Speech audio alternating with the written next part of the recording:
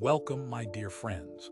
Today, I wish to speak with you about something that touches every moment of our existence, yet many of us resist with all our being: the truth of impermanence.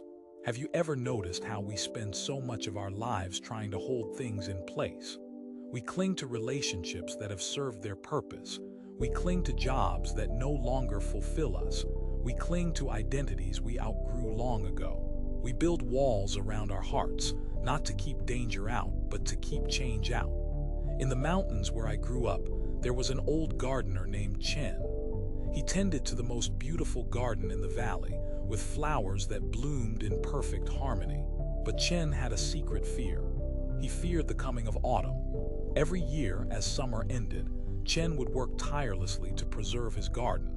He would wrap delicate plants in layers of cloth, build miniature greenhouses over his favorite flowers, and even try to paint some leaves green to make them appear alive. He fought against the natural cycles of life with everything he had. One evening, as I sat with him, he looked at his garden with tears in his eyes. "Look at what I've done," he whispered. "I've created a prison of beauty. The roses I protected so carefully have become brittle and lifeless. The leaves I painted green are falling away, revealing their true, dying color." I asked him why he fought so hard against nature's way.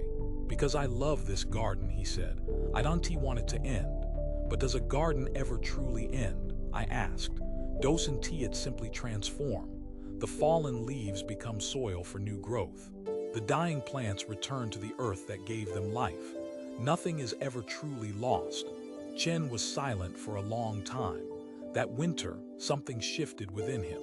Instead of fighting the cold, he began to listen to it. Instead of protecting his plants from frost, he watched how the ice crystals formed on the branches like delicate jewels.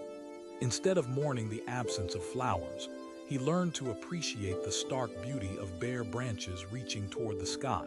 When spring came, something miraculous happened. The garden Chen had tended with such desperate care was nothing compared to what emerged from the winter's rest. The flowers were more vibrant, the more fragrant, the colors deeper and richer than he had ever seen before. "How did this happen?"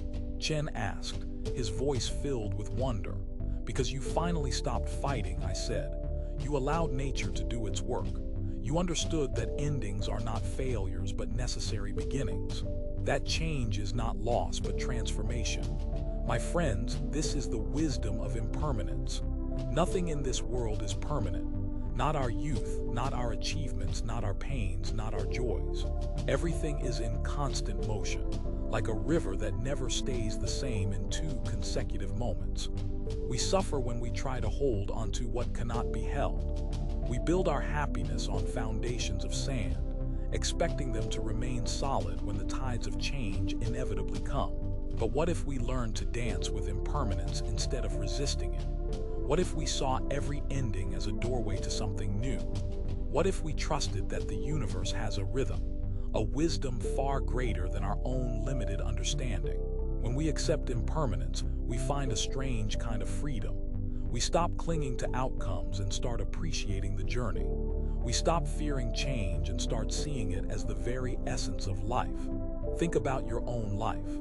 What are you holding onto that no longer serves you? What relationships have become burdens rather than blessings? What identities have you outgrown? What fears are keeping you from embracing the beautiful, unpredictable dance of existence? You don't need to fight against the currents of change. You can learn to flow with them, to trust in the deeper wisdom that knows endings are always followed by new beginnings, that darkness is always followed by dawn, that winter is always followed by spring. The next time you feel resistance rising within you, when you find yourself clinging to what is passing away, I invite you to pause. Take a deep breath. Remember Chen and his garden. Remember that everything changes, and in that change lies the greatest freedom of all. For it is in the acceptance of impermanence that we find true peace. It is in letting go that we receive. It is in understanding that nothing lasts that we learn to fully appreciate this precious, fleeting moment. May you find the courage to dance with change, to embrace the beautiful impermanence of life, and to discover the freedom that comes when you stop fighting the river and learn to flow with its current. Be at peace, my friends. Everything changes, and in that change there is great wisdom.